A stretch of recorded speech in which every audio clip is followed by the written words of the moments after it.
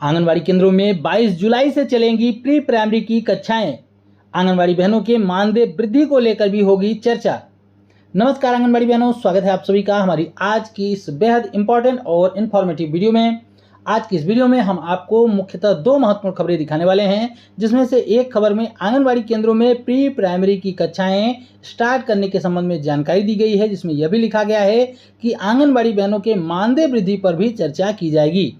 वहीं दूसरी खबर में आंगनबाड़ी बहनों की परीक्षा के संबंध में जानकारी दी गई है। तो वीडियो आपके लिए बहुत ही ज़्यादा इन्फॉर्मेटिव है, तो वीडियो को पूरा लास्ट तक जरूर देखिएगा। और वीडियो अगर आपको पसंद आए तो वीडियो को लाइक और शेयर भी जरूर करिएगा। आंगनबाड़ी केंद्रों में 22 जुलाई से शुरू हो जाएंगी प्री प्राइमरी की कक्षाएं। साथ ही आंगनबाड़ी बहनों के मानदेय वृद्धि को लेकर भी होंगी चर्चा। खबर की हेडलाइन आप देख सकते हैं यहाँ पर कि आंगनबाड़ी केंद्रों में प्री प्राइमरी कक्षाएं 22 जुलाई से शुरू होंगी।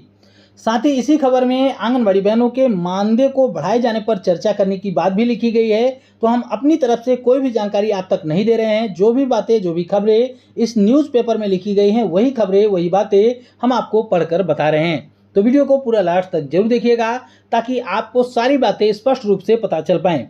खबर आप देख सकते हैं कि देश के जाने माने न्यूज़पेपर द हिंदू में प्रकाशित की गई है। आगे यहाँ पर देख भी सकते हैं कि ये पूरी खबर जो है वो इंग्लिश में प्रकाशित की गई है। यहाँ पर देख सकते हैं कि pre primary classes in anganwadis to begin on July 2020, यानी कि 22 जुलाई से आंगनवाड़ी केंद्रों में प्री प्राइमरी की कक्षाएं स्टार्ट हो जाएंगी। तो इस खबर को हमने आपकी सहूलियत के लिए, आपकी सुविधा के लिए हिंदी में ट्रांसलेट किया हुआ है। तो आइए पूरी खबर को आपको हिंदी में पढ़कर बताते हैं और समझाते हैं। यहाँ पर देख सकते हैं, इसको हमने हिंदी में ट्रांसलेट किया हुआ है। यहाँ पर देख सकते हैं कि आंगनबाड़ी केंद्रों में प्री प्राइमरी कक्षाएं 22 जुलाई से शुरू होंगी। आगे बताया गया है कि महिला एवं बाल विकास मंत्री लक्ष्मी हेब्बलकर ने रविवार 14 जुलाई को बताया कि राज्य के 250 केंद्रों पर 22 जुलाई से आंगनबाड़ियों में प्री प्राइमरी कक्षाएं यानी कि LKG और UKG शुरू हो जाएंगी। विभाग उन आंगनबाड़ी केंद्रों के लिए सरकारी मोटेंसरी नाम पर विचार कर रही है जहां प्री प्राइमरी कक्षाएं शुरू होंगी। आगे बताया गया है यहाँ पर कि आंगनबाड़ी केंद्रों में प्री प्राइमरी कक्षाओं में कार्यान्वयन पर चर्चा के लिए आयोजित कार्यक्रम जो है उस पर बोलते हुए मंत्री जी ने कहा कि विभाग स्वयं बच्चों के लिए वर्दी यानी कि जो ड्रेस होता है वो और किताबें, बैग वगैरह वितरित करेगा। यानी कि सरकार की तरफ से ही, विभाग की तरफ से ही जो है वो आंगनबाड़ी केंद्रों में पढ़ने वाले बच्चों को बैग, किताबें और उनके लिए ड्रेस मुहैया कराई जाएंगी। इसके आगे यहाँ पर देख सकते हैं लिखा गया है कि जून में शुरुआत में आंगनबाड़ी कार्यकर्ताओं ने सरकारी स्कूलों में LKG और UKG कक्षाएं शुरू करने के सरकार के फैसले का विरोध किया था। यानी कि जून की स्टार्टिंग में ही आंगनबाड़ी कार्यकर्ताओं के द्वारा, सहायिकाओं के द्वारा LKG और UKG की कक्षाएं जो स्कूलों में चलाने की बात की गई थी, उसका आंगनबाड़ी कार्यकर्ताओं और सहायिकाओं ने जो है विरोध किया था। उनका कहना था कि इससे आंगनबाड़ियों का भला नहीं होगा।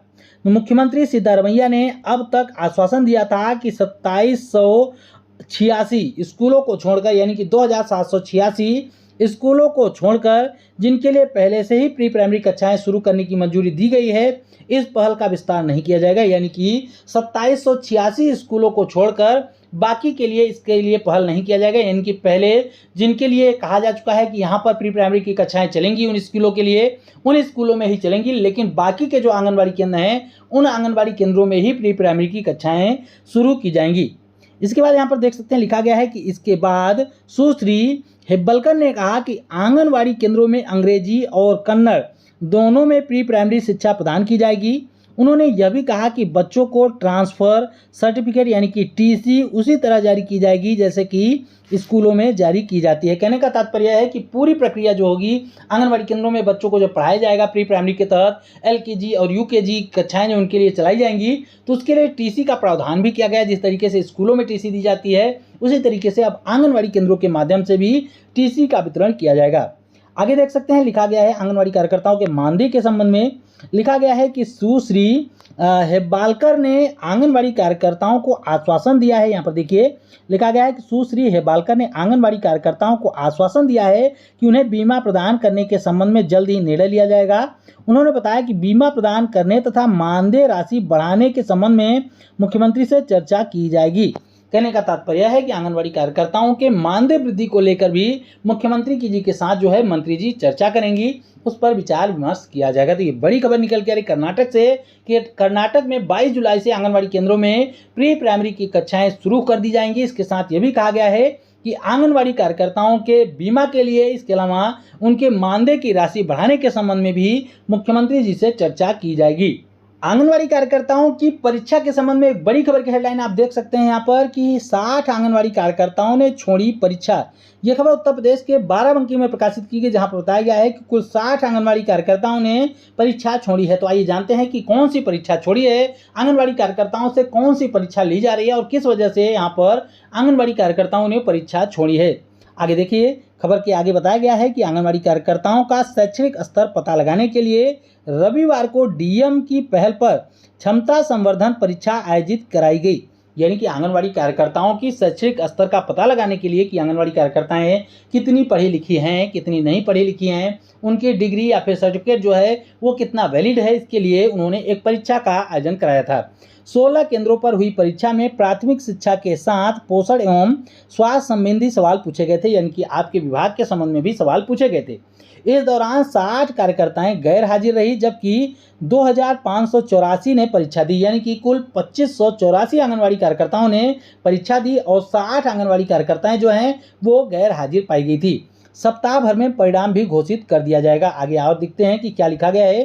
तो आगे बताया गया है कि इस वर्ष फरवरी में डीएम सत्येंद्र कुमार ने आंगनवाड़ी कार्यकर्ताओं की शैक्षणिक स्तर का पता लगाने के उद्देश्य से एक परीक्षा कराने का निर्देश जिला कार्यक्रम अधिकारी अखिलेंद्र दुबे को दिया था। यानी कि ये खबर जो है केवल एक जिले के लिए भरे है, लेकिन आने वाले समय में अगर ये चीज़ें आगे भी जारी होती हैं, अन्य जिलों में लागू होती है या फिर अन्य राज्यों में लागू होती है, तो उसके लिए आपको पहले से तैयार रहना होगा।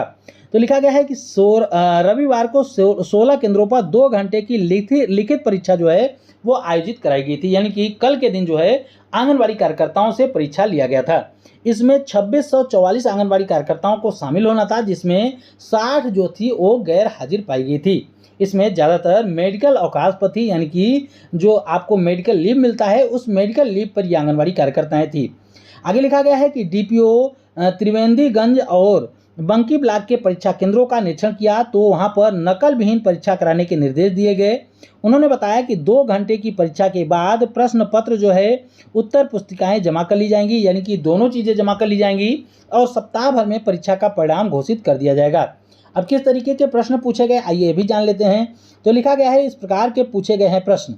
परीक्षा में कुल 80 प्रश्न पूछे गए, जिनमें से 44 जो थे वो बहुविकल्पी थे और 36 प्रश्न जो थे वो परंपरागत प्रकार के रहे।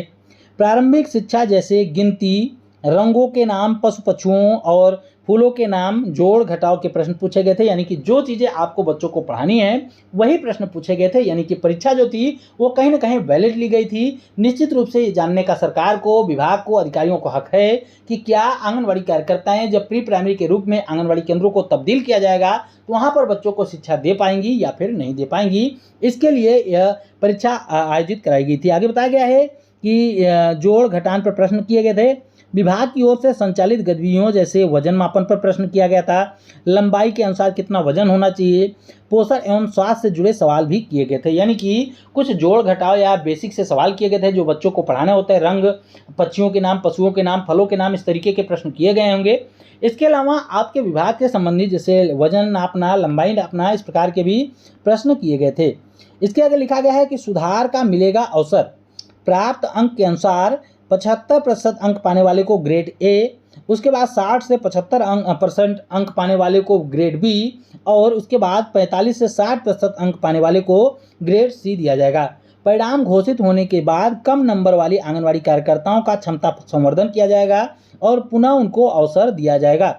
इसके बाद भी सुधार न होने की स्थिति में विभागीय कार्रवाई की जाएगी। तो ये बड़ी खबर है कि आंगनवाड़ी कार्यकर्ताओं के क्षमता को जानने के लिए कि आंगनवाड़ी कितनी पढ़ी लिखी हैं, किस तरीके से पढ़ा सकते हैं, उनको कितनी जानकारी है, इसके लिए प्रश्न किया गया था, परीक्षा लिया गया था। उसमें 60 आंगनवाड़ी कार्यकर्ताएं गैर हाजिर पाई गई थी। अब उनको फिर से मौका मिलेगा क्योंकि वो मेडिकल लीव पे थी। इसके अलावा जिनके कम नंबर आते हैं, क्योंकि यहाँ पर बताया गया है 1 सप्ताह के अंदर रिजल्ट भी आ जाएगा, तो 1 सप्ताह के अंदर रिजल्ट आने के बाद 75% से ऊपर की जो अंक प्राप्त की होंगी आंगनवाड़ी कार्यकर्ता उनको ग्रेड ए में रखा जाएगा, इसके नीचे की बी, उसके बाद सी, इस तरीके से ग्रेड दिया जाएगा। और अगर आपके अंक कम आए हैं तो आपको पहले और आपका क्षमता संवर्धन किया जाएगा, आपको और भी ट्रेनिंग दी जाएगी, उसके बाद फिर से आपका टेस्ट लिया जाएगा, फिर से आपकी परीक्षा ली जाएगी। उसके बाद आप अपने अंक सुधार सकते हैं और उसके बाद भी अगर अंक में सुधार नहीं होता है तो इस स्थिति में यहाँ पर कार्रवाई की बात भी लिखी गई है। तो आपकी राय में आंगनबाड़ी कार्यकर्ताओं की इस तरीके से परीक्षा लेना सही है या फिर गलत है? कमेंट बॉक्स में अपनी राय जरूर दीजिएगा। और वीडियो अगर आपको पसंद आई हो तो वीडियो को लाइक जरूर करिएगा, शेयर करिएगा अपनी जैसी आंगनबाड़ी बहनों के साथ व्हाट्सएप ग्रुपों में। और आगे भी आंगनबाड़ी से जुड़ी हुई महत्वपूर्ण खबरों को पाना चाहते हैं, अभी तक चैनल को सब्सक्राइब नहीं किया है तो चैनल को भी जरूर सब्सक्राइब कर लें। फिर मिलेंगे अपनी नई वीडियो में कुछ और महत्वपूर्ण खबरों के साथ, तब तक के लिए नमस्कार, जय हिंद।